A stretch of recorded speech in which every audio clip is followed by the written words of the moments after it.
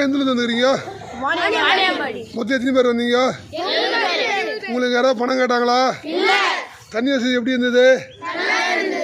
பாத்ரூம்லாம் சுத்தமாக இருந்ததா? எதுவும் குறை இல்லையா உங்களுக்கு?